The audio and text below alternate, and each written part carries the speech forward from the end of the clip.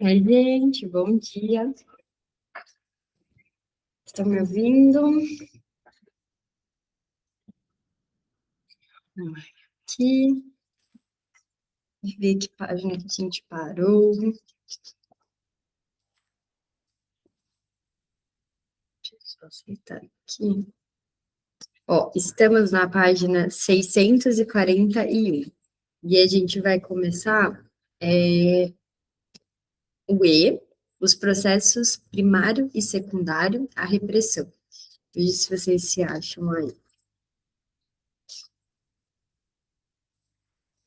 Tudo certo? Podemos começar? Beleza.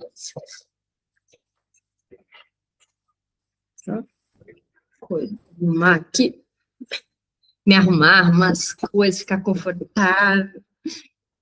Se ficar muito baixo, não consigo ler.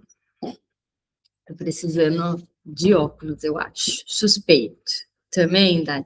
A idade vai chegando, né? A gente vai começando.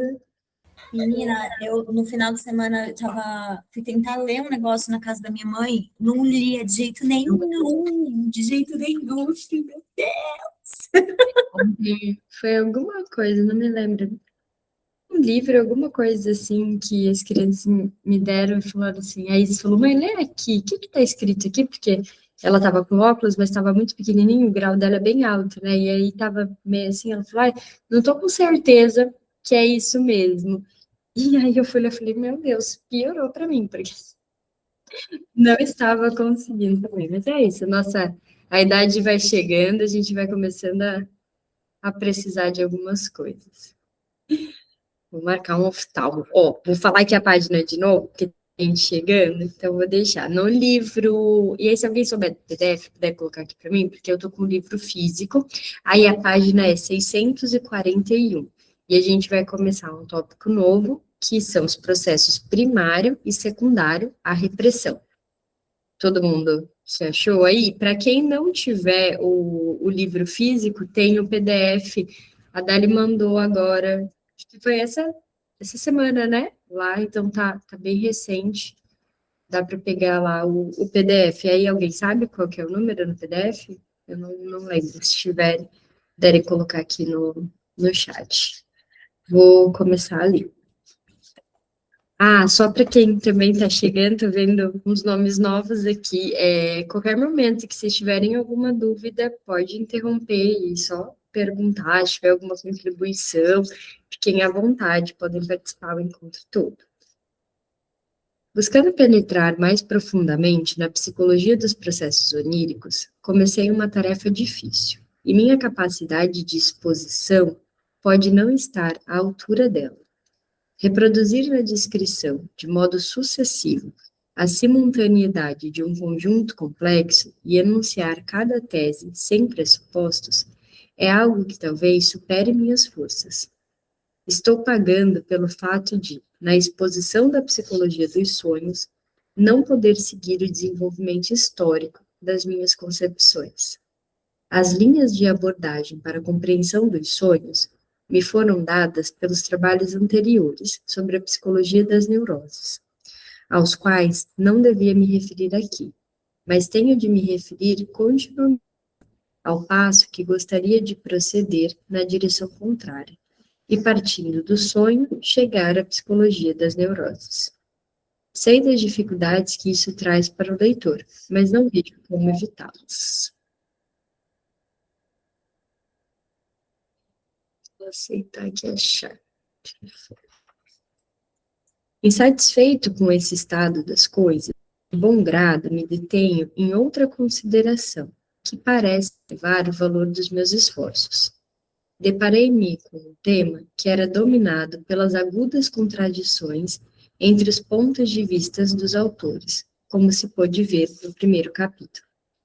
Nossa abordagem dos problemas do sonho deixou espaço para a maioria dessas contradições. Tivemos de refutar decididamente apenas duas das opiniões manifestadas: de que o sonho é algo sem significado e que é um processo somático. Fora isso, podemos dar razão a todas as demais opiniões contraditórias em algum momento ou outro da intrincada discussão, mostrando que haviam descoberto algo pertinente. Confirmou-se, de modo geral, que o sonho dá continuidade aos interesses e incitações da vida de vigília, graças à revelação dos pensamentos oníricos ocultos. Estes se ocupam apenas do que nos parece importante e nos interessa fortemente. Os sonhos nunca tratam de bagatelas, mas também admitimos o oposto, que os sonhos aproveitam os restos irrelevantes do dia e não podem se apropriar de um grande interesse diurno até que se tenha subtraído em alguma medida a atividade desperta. Vimos que isso é válido para o conteúdo do sonho, que expressa os pensamentos oníricos de modo alterado pela deformação. Afirmamos que o processo onírico, em virtude do mecanismo associativo, se apodera com maior facilidade do material de representações novo ou indiferente, que ainda não foi requisitado pela atividade do pensamento desperto, e por razões ligadas à censura, transfere a intensidade psíquica de algo significativo, mais chocante, para algo indiferente. Sabe o que? Eu ia continuar lendo aqui, mas só fazer um comentário. Por essa parte aqui que ele está falando, né, vamos focar numa frase que diz que os sonhos nunca se tratam de bagatelas. E aí, só para trazer para vocês um pensamento, assim, uma experiência. Eu já tinha lido a interpretação dos sonhos lá na época da faculdade e já tinha lido alguns capítulos dele depois, né? Posterior aí, já na clínica, em algum momento, ler tal coisa, ler isso, ler aquilo, mas desse lugar picado, assim. Inteiro, eu não tinha lido da maneira como a gente está fazendo agora. E aí, da primeira vez que eu li, a ideia era entender os sonhos. Quando foi para ler desses picados, era fazendo associação com algum caso clínico, tentando entender melhor um conceito, e aí a nossa proposta aqui agora de ler ele inteiro e discutir. E aí agora eu tô tendo uma ideia muito diferente, assim, não sei como que vocês têm sentido isso, mas fiquei pensando, quando ele fala dos sonhos nos tratarem aqui de bagatela, e dessa transformação, né, do contrário, tá, eu fiquei pensando como que para mim tem sido muito mais fácil entender outras questões da psicanálise a partir da interpretação dos sonhos, entendendo o inconsciente, não o sonho em si. O sonho, ele vem sendo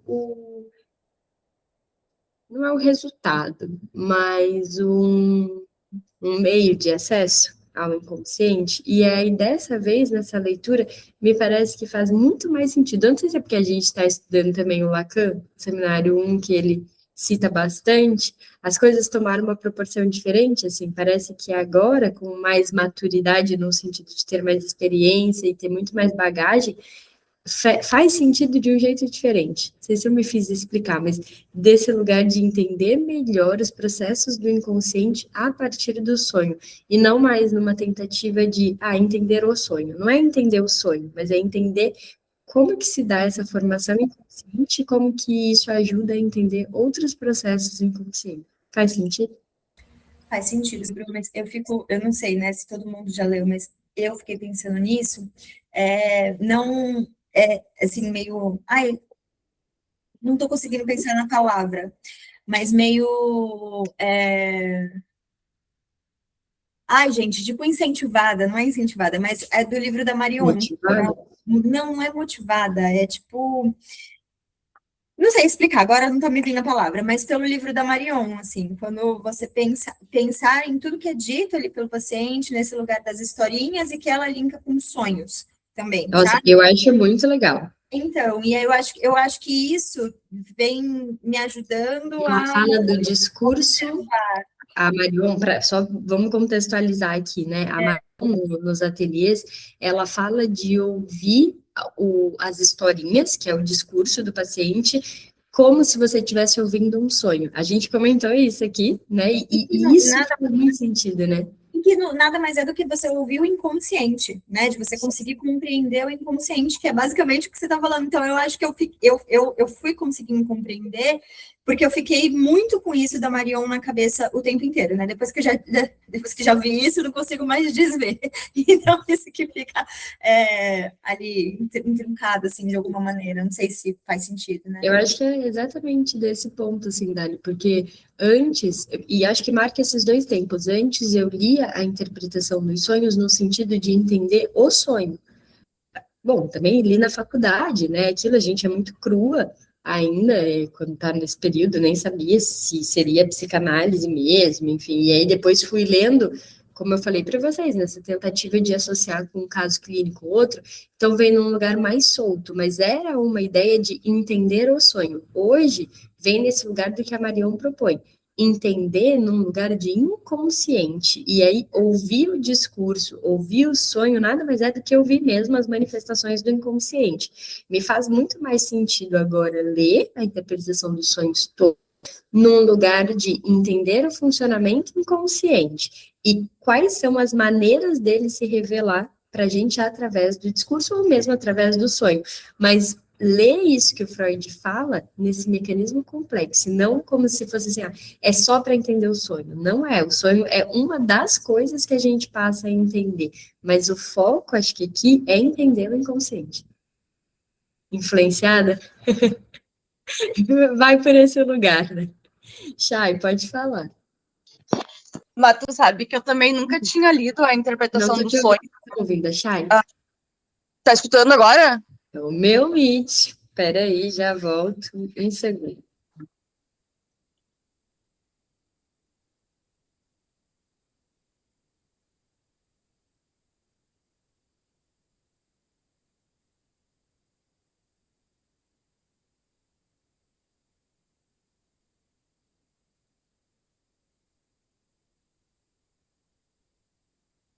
Pode falar, Chay. Sim, Bruna, tá escutando agora? Sim, agora sim. É que assim, ó, eu também nunca tinha estudado na faculdade. Só estudei o que era o sonho, como é que o sonho se dava, né? E nunca tinha lido também. É a primeira vez que eu tô tendo essa experiência de ler direitinho a interpretação dos sonhos. E também só fui atrás de também saber descobrir primeiro o que significava o sonho. E também depois de muito tempo a gente entende que o sonho para cada um ele tem um significado, né? Não é aquele significado é uma cobra, só eu com cobra é tal coisa. Não. É para cada pessoa ele vai ter um significado de acordo com a história do paciente, né? E isso é muito legal. Diferença isso, né? A gente ter essa percepção no sentido aprofundado da coisa. Sim, e também a gente está estudando em um outro grupo um livro da Marion.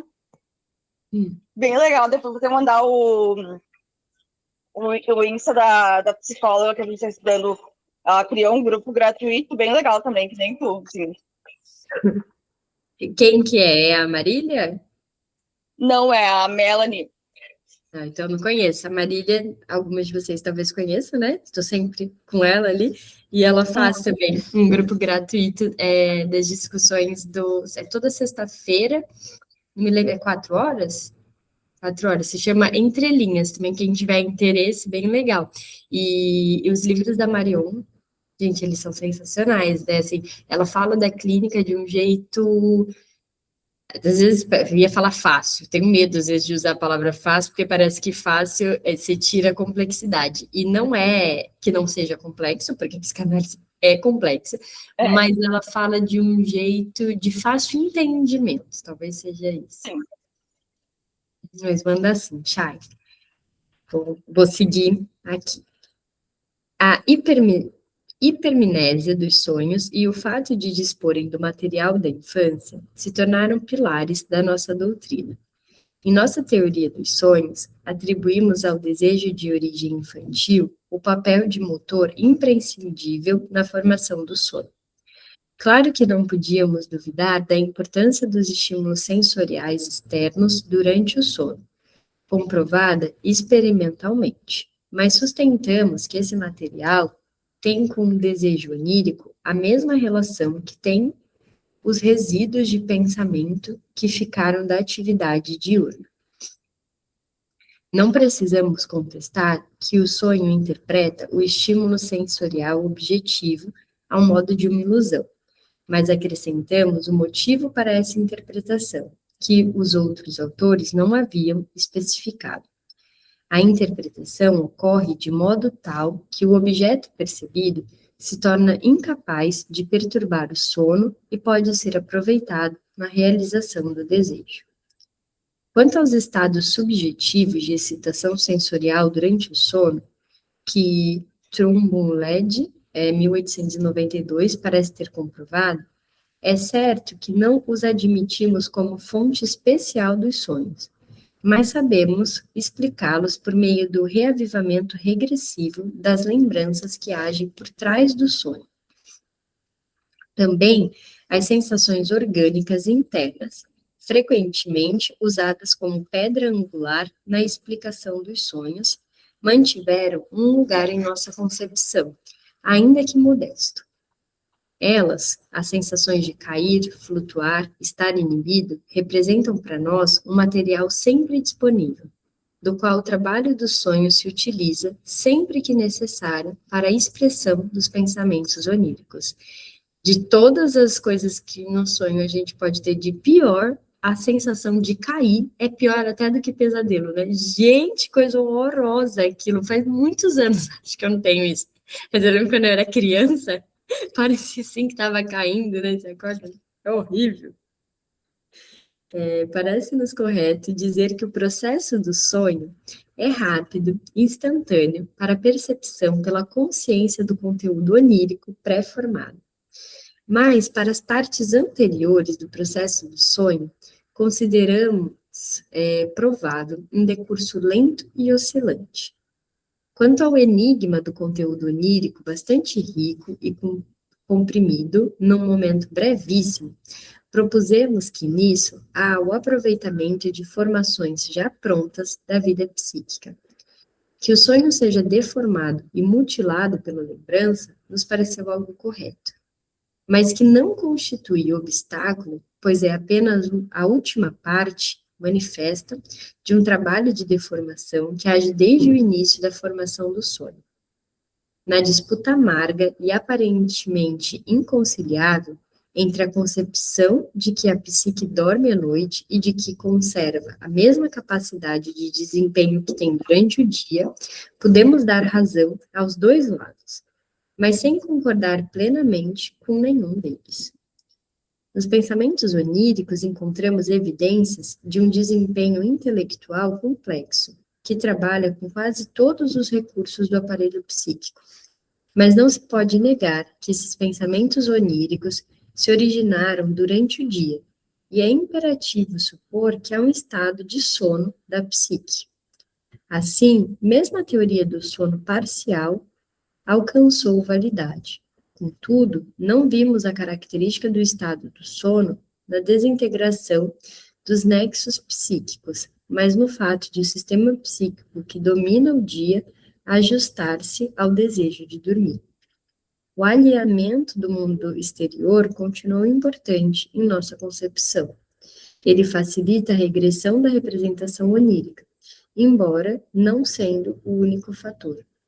O abandono do direcionamento voluntário do curso de representações é incontestável, mas nem por isso a vida psíquica é despojada de metas, pois vimos que após as representações com metas voluntárias serem abandonadas, as involuntárias passam a dominar. Aqui ele está falando desse lugar, né, de como o nosso funcionamento psíquico, o aparelho psíquico trabalha quando a gente está acordado, quando a gente está dormindo. Eu fiquei pensando em algo, veja se faz sentido aí para vocês, mas quando a gente está acordado, a gente também tem pensamentos, também fica buscando a realização de um desejo, mesmo às vezes que por conta da fantasia. Mas quando a gente fantasia, às vezes a gente fantasia e já vem a repressão, né? Já vem o tipo, opa, isso daí é impossível. Isso daí nunca vai acontecer. Já tem aquilo que impede a gente, às vezes, de continuar. Tem algo que, não, parou. Superego vem, né? Corta isso daí. Acabou tuas graças, né? Não é nada disso. Quando a gente está sonhando, não. Existe muito mais liberdade, porque não existe esse movimento tão forte ainda que exista algum, né, o superego tá ali, tá quase dormindo, mas ele tá só cochilando. Ele não entra num sono profundo. Então, acaba que a gente pode fantasiar de uma maneira muito mais intensa do que acordado. Mas eu acho que fica bem bom a gente pensar nesses exemplos de fantasiar e sonhar, sendo que quando a gente fantasia acordada, tem muito mais chance da gente mesmo se coibir daquilo. Enquanto você está sonhando, as defesas estão lá, adormecidas, então a coisa flui com um pouco mais de liberdade, né? Você pode ir um pouco mais fundo. Bru, o Luca, né? Criança, gente, tá em outro lugar. Mas ele tá, tipo, se havendo ali com essas coisas, ele tá muito incomodado. Não tem um dia que ele não fala, mãe, por que que a minha cabeça não para de falar nunca? E aí ele fala assim, ela fica me falando coisa que não é verdade, que não tá acontecendo. O que que a tua cabeça tá falando? Ela anda dizendo aí, né? Aí ele fala assim, às vezes ele fala o que a cabeça dele tá falando, e às vezes ele fala, eu não quero falar o que ela tá. Você vê, é tão assustador, né? Para outra pessoa mesmo, né? Ainda que seja pitico aí de não quero falar. É muito engraçado, porque às vezes fala muito, né? Ela fala bastante, assim, ela não cala a boca. E o outro fala um pouco menos, mas às vezes também ele tá animado em falar. E aí eles falam, tô tentando sentar alguém que não tá indo. Às vezes eles falam um pro outro assim de, mas você não para de falar tudo. E aí ela tem essa coisa de, é que a minha cabeça não para. Ela sempre fala, minha cabeça não para. É o tempo inteiro. Até dormindo a bicha fala, gente. A cabeça dela de fato não deve parar. Assim, o funcionamento é engraçadinho, assim, né, gente? Engraçadinho. Bom, enfim, é engraçado a gente ver as crianças tendo que lidar com isso, porque eles ainda não têm essa possibilidade toda de defesa deles entenderem. Acho que talvez seja isso do Luca. O que é verdade, o que é mentira, sabe o que é, mas ao mesmo tempo deve assustar. Isso, né? De opa, mas será que é ou não é? Esse entendimento, assim, né, de que é desejo, o que é medo, o que é coisas ali, um monte de coisa que vai passando ali pela cabeça o tempo inteiro, e às vezes do que sente, assim, né, de que às vezes fica com raiva e ainda não tem um filtro de, tipo, desejar alguma coisa ruim e entender que, sabe, assim, e acho que isso tudo muito atropelado, bichinho, e aí ele fica, ela não para nunca, nunca vai parar, não, meu filho. Aí ele fala assim, Tem medo, né? eu O queria medo é desligar só um pouquinho. Eu queria desligar só um pouquinho na hora de dormir. Assim, sabe, quando ele deita, ele fala, eu queria desligar só um pouquinho. Não vai dar. quem dera. Nem dormindo, mas é isso mesmo, né? Do medo é uma coisa. Ontem eles tinham que ir para algum outro cômodo da casa, só que eu não queria ir. E eles é que tinham que ir mesmo, tipo, hora de dormir, rotina, né? E aquilo de, mas tá com medo de quê? Aí a resposta, nada que existe. Exatamente. Não tá com medo de nada que existe. E ainda assim tem medo. E ainda assim é fabricado isso, né? E quantas coisas a gente não acaba inventando pra gente mesmo, e isso, saber que não é verdade, não impede que a gente sinta medo ou algo relacionado a isso. E as crianças falam disso de uma maneira muito engraçada, às vezes bonita também, até poética, assim, de como eles trazem, mas eles vão trazendo pra gente isso desse funcionamento, né, da cabecinha, do aparelho psíquico, eles vão dando notas ali pra gente de como que eles se organizam. É muito rico ouvir crianças. Eu sempre acho que a clínica, hoje eu não atendo mais crianças, mas atendi durante alguns anos, e eu acho que a clínica, ela ganha muita força, assim, quando você atende crianças e você vê a maneira delas se expressarem, né? Às vezes a pessoa não tem um filho, eu e a Dari acabamos falando bastante aqui de filho, a Chay também, né? Desse lugar do que as crianças trazem, mas quando a gente está na clínica, tem essa coisa assim de a maneira como eles falam é muito diferente de um adulto. Um adulto ele tem muito mais essa inibição. A criança ela vai mostrando, ela vai falando. É interessante. Acho que a clínica sempre ela fica mais rica quando você tem a experiência de em algum momento atender criança. Não só conhecemos que as ligações associativas são mais frouxas no sono, mas desconcedemos um domínio muito mais amplo do que se podia imaginar. Descobrimos, porém, que elas são apenas o substituto inevitável de outras, corretas e significativas. Sem dúvida, também designamos os sonhos como absurdos, mas alguns exemplos nos mostram como um sonho é inteligente quando se apresenta como absurdo. Nossa, de fato, né? Quando a gente faz, às vezes, ali com o paciente, a interpretação de um sonho, né, junto com ele, e a pessoa ele fala assim, nossa, como é que pode isso significar tal coisa? É muito curioso. Nos divergimos quanto às funções que foram atribuídas ao sonho. A ideia de que o sonho desoprime a alma como uma válvula e de que, nas palavras de Robert, toda espécie de coisa nociva é tornada inofensiva ao ser representada no sonho, não só coincide perfeitamente com a nossa teoria da realização dupla de desejos por meio do sonho, mas é para nós mais compreensível na nossa formulação do que em Robert. A ideia de que no sonho a alma se entrega ao livre jogo de suas faculdades é reencontrada em nossa teoria da liberdade concedida ao sonho pela atividade pré-consciente. O retorno da vida psíquica no sonho ao ponto de vista embrionário e a observação de Havelock Ellis, um mundo arcaico de vastas emoções e pensamentos imperfeitos. Parecem-nos felizes antecipações da nossa tese de que modos de atividade primitivos, suprimidos durante o dia, tomam parte na formação do sono. Podemos subscrever inteiramente a afirmação de Sully, de que o sonho traz de volta nossas personalidades anteriores, desenvolvidas sucessivamente, nossa antiga maneira de ver as coisas, impulsos e modos de reação que nos dominaram no passado remoto. Aqui tem uma nota, frase acrescentada em 1914. Embora estejam entre aspas, as palavras de Sully são citadas com alterações. Como em Delage, para nós, o suprimido se torna a mola propulsora do sonho. Ô, gente, eu não vou entrar nessa discussão, mas eu vou falar porque eu pensei. Sabe que o Freud, ele fala em alguns textos dele sobre essa questão do primitivo.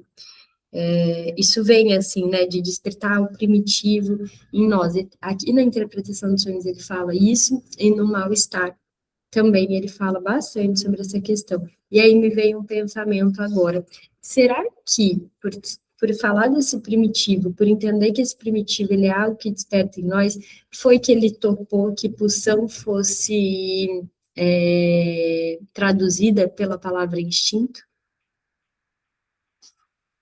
Bem louca aqui, né? Porque assim, a gente não vai responder esta pergunta agora, mas me veio isso. Por quê? Porque estou estudando as funções e seus destinos lá no Conectados, que é outro grupo que me veio isso na cabeça agora, porque tem, mas eu vou até passar para vocês a referência, se alguém tiver o livro, se alguém tiver interesse em estudar sobre essa questão da tradução, tem um texto que se chama Sobre a Tradução do Vocábulo Tribe, de Pedro Eliodoro Tavares. Não sei se vocês encontram fácil, acho que sim, porque esse livro é bem acessível, e para quem tem dúvida, né, de pulsão e instinto, ele explica sobre isso, a palavra que faz mais sentido para a gente é pulsão. Aqui, esse texto vai explicar muito bem, mas não sei, me passou esse questionamento, porque o Freud sabia que tinha sido traduzido para instinto e concordou com isso. E aí não cabe instinto, né? Porque a pulsão é outra coisa. Mas ele fala muito desse primitivo. E aí, sei lá por que eu, né? Veio na minha cabeça agora uma possibilidade disso ter alguma relação. Não é aqui que dá para discutir sobre isso, mas fica aí de questão se fizer sentido para alguém pensar nisso.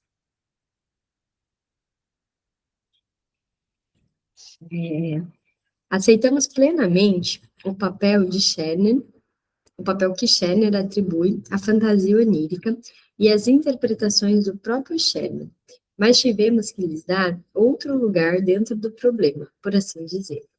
Não é o sonho que forma a fantasia, é a atividade imaginativa inconsciente que tem participação maior nos pensamentos oníricos.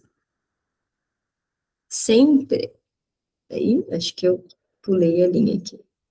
Somos devedores de Scherner por haverem indicado a fonte dos pensamentos oníricos. Mas quase tudo que ele atribui ao trabalho do sonho deve ser visto como atividade do inconsciente alerta durante o dia, a qual fornece as investigações tanto para os sonhos como para os sintomas neuróticos. Tivemos que distinguir o trabalho do sonho dessa atividade, como algo totalmente diferente e muito mais circunscrito. Por fim, longe de negar a relação do sonho com os distúrbios psíquicos, nós a estabelecemos de modo mais sólido em novo terreno. Assim, mantidos juntos pelo que há de novo em nossa teoria dos sonhos, como que numa unidade superior, encontramos os resultados mais diversos e contraditórios dos estudiosos incorporados à nossa edificação, vários deles utilizados de outra forma, poucos tendo sido inteiramente rejeitados. Mas nossa construção ainda está inacabada. Sem considerarmos as muitas incertezas que atraímos ao avançar pela escuridão da psicologia, uma nova objeção parece nos afligir. Por um lado, supusemos que os pensamentos oníricos surgem mediante o trabalho mental completamente normal. Por outro lado, no entanto, descobrimos entre os pensamentos oníricos e, a partir deles, estendendo-se ao conteúdo do sonho, toda uma série de processos de pensamentos anormais, depois repetimos na interpretação do sonho. Tudo aquilo que denominamos trabalho do sonho parece se distanciar tanto dos processos de pensamentos que reconhecemos como corretos, que devem nos parecer pertinentes os juízos mais severos dos estudiosos sobre o baixo desempenho psíquico dos sonhos.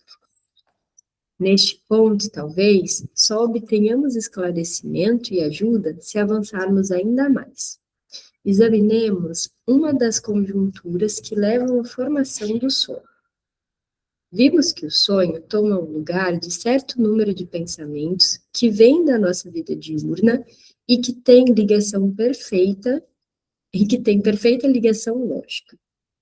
Por isso, não podemos duvidar que eles tenham origem na nossa vida mental normal.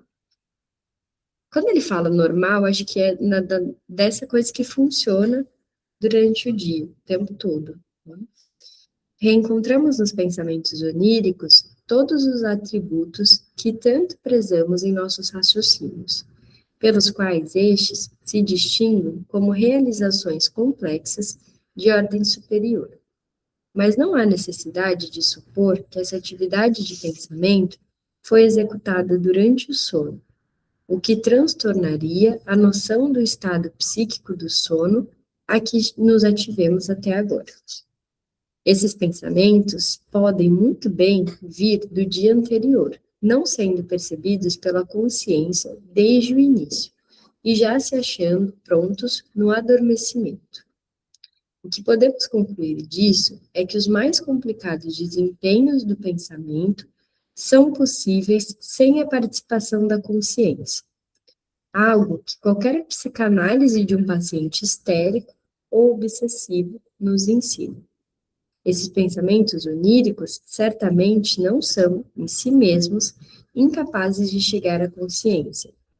Se não se tornaram conscientes para nós durante o dia, isso pode ter diversas razões, inclusive daquele ponto do sujeito não tolerar conscientemente saber daquilo naquele momento. Mas não quer dizer que isso passe desapercebido. É igual quando a gente fala da questão, sabia, só não sabia que se sabia. Estava ali, em algum lugar. Sabe quando as pessoas falam das crianças que esquecem? Ah, não, mas as crianças vão esquecer isso. De fato, às vezes se esquece, em memória consciente, aquilo que viveu. Mas o que sentiu, a percepção faz uma marca. Então, às vezes não tem disponível no consciente uma memória. Não está fresco como memória. Mas isso traz alguma marca para o sujeito. Isso fica. Tornar-se consciente está ligado ao direcionamento de determinada função psíquica. A atenção, que ao que parece, é dispensada apenas em certa quantidade, que pode ter sido desviada no curso de pensamentos em questão por outras metas. Deus me livre de lembrar de tudo, né? Imagina se a gente lembra, se a gente, do pouco que a gente lembra, já tem todos esses BO, gente. Imagina se lembrasse de tudo. Outra maneira de esses pensamentos serem mantidos fora da consciência é a seguinte: sabemos, por nossa reflexão consciente, que ao aplicar a atenção, seguimos um caminho determinado. Se nesse caminho encontramos uma representação que não resiste à crítica, nós paramos, interrompemos o investimento da atenção. Ora, parece que o curso de pensamentos, iniciado e abandonado, pode continuar sem que a atenção se volte novamente para ele. Se em algum ponto ele não atingir uma intensidade particularmente alta, que obrigue a atenção. Portanto, ser rejeitado de início, talvez com consciência, mediante o juízo de que é incorreto ou imprestável para os fins intelectuais imediatos, pode ser a causa para que o processo de pensamento prossiga, sem que a consciência o perceba até o adormecimento. Fiquei pensando aqui nas questões da nossa atenção, que ele chama de atenção flutuante, daquilo que a gente escuta de um paciente. E aí as pessoas falam, né, do lugar de, cara, é só escutar. O psicólogo só escuta. A gente quer pegar uma faca, né, na pessoa. Porque quando a gente para pensar, se vocês já atenderam pacientes durante algum tempo, e aí ficaram anos depois sem atender, ou então meses, porque eu sei que tem gente, às vezes, né, que está iniciando, e aí o paciente volta, e aí quando ele volta, você lembra de tudo. Esse tudo é tudo aquilo que é importante para o processo. E aí, eu não sei se vocês já se pegaram nesse conflito, mas às vezes eu penso assim, nossa, como é que eu posso lembrar? E essa semana está fresca na minha cabeça, porque eu atendi uma paciente durante anos, ela ficou 4 anos sem vir, e ela retornou, e aí ela falou, nossa, eu não sei se você lembra, então eu vou te atualizar, não sei o quê. E aí, vocês vão entender do que eu tô falando, porque eu lembro dos nomes das pessoas, porque eu lembro que momento que ela estava, e eu lembro da última sessão. Eu lembro exatamente qual foi a última sessão que interrompeu ali. Isso quer dizer que eu sou muito boa de memória? Não, porque existem coisas que as pessoas me falaram semana passada que eu não faço ideia. Assim, ó, abstraio. Porque conversas de dia a dia, a gente não tem a mesma atenção, na maioria das vezes, que a gente deposita quando o paciente está falando. Muitas vezes as pessoas falam assim, o psicólogo, ele tem que ter uma boa memória. E eu não acho que seja esse o ponto. Eu acho que um psicanalista, agora, né, vou colocar assim, cabe para psicólogo mesmo, tem que ter uma boa capacidade de atenção. Porque quando a gente tem atenção, a gente consegue recordar daquilo que é essencial ali, então, para o caso. É diferente de ter uma boa memória. Faz sentido isso, sim? Conseguem pensar nisso? Sim, eu acho que é até interessante pensar no lugar de chamar de atenção flutuante, porque a gente não vai recordar de tudo que um paciente falou, né? Fato. Às vezes a gente está ali 50 minutos, talvez isso também fique ok, assim, pra vocês entenderem a questão. Você está lá 50 minutos ouvindo o paciente. Quando você vai escrever, para quem tem aqueles 10 minutos que usa para escrever o prontuário, tu lembra de tudo? Não. Mas o essencial tu não esquece. Não vai lembrar, sei lá, ele falou que hoje tá sol. Isso passa, porque sua atenção não ficou focada ali. Mas no prontuário a gente consegue perceber bem a diferença entre memória e atenção, porque aquilo que fica é o que foi captado pela sua atenção. Né? E não vai recordar cada palavra que uma pessoa falou, não tem como fazer isso.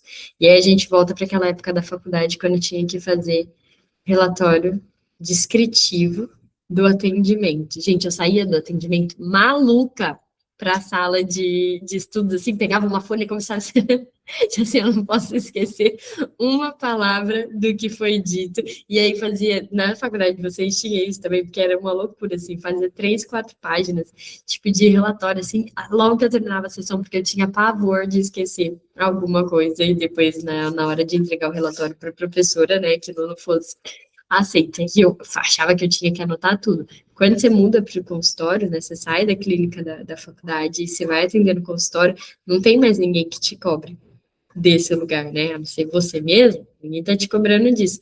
E aí, né, porque você mesmo acaba se cobrando. eu sinto isso, tá? De uma, ai, pronto, agora eu posso prestar atenção nas coisas de fato que são relevantes, e não em tudo e qualquer coisa. Claro, tem um tempo para a gente entender isso, né? Uma transição ali. Mas, nossa, sabe quando você vai para o atendimento relaxada?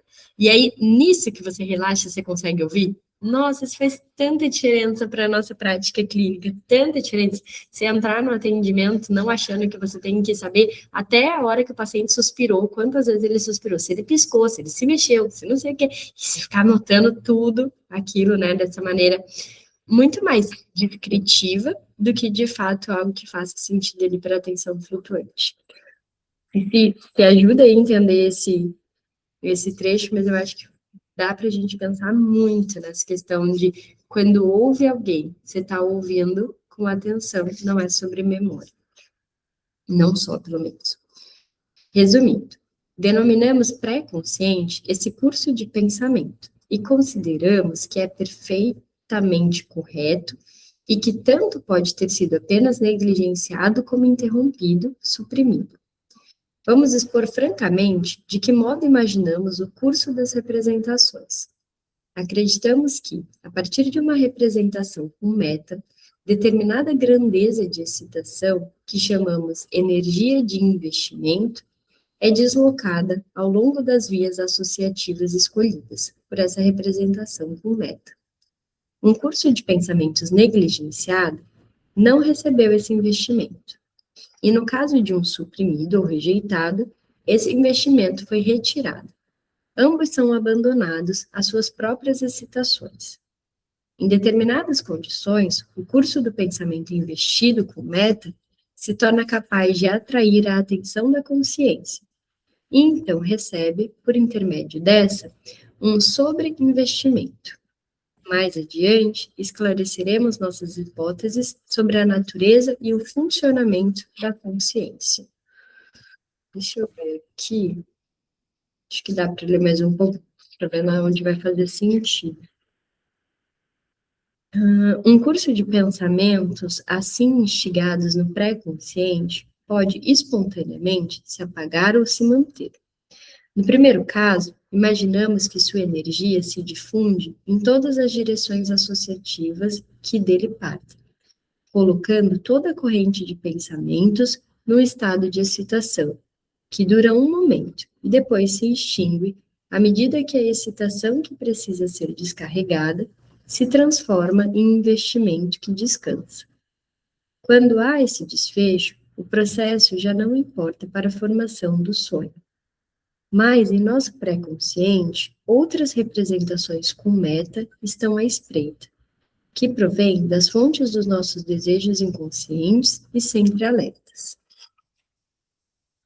Estas podem se apropriar da excitação dentro do círculo dos pensamentos entregues a si mesmas. Estabelecem a ligação entre ele e o desejo inconsciente. Transferem para ele a energia própria do desejo inconsciente. E a partir de então, o curso dos pensamentos negligenciado ou reprimido está em condições de se manter, embora esse fortalecimento não lhe dê o direito de ingressar na consciência. Podemos dizer que o curso de pensamentos até então pré-consciente foi arrastado para o inconsciente. Outras conjunturas que levam à formação do sonho seria: o curso de pensamento pré-conscientes estava ligado ao desejo inconsciente desde o início, e por isso encontrou rejeição por parte do investimento com meta dominante.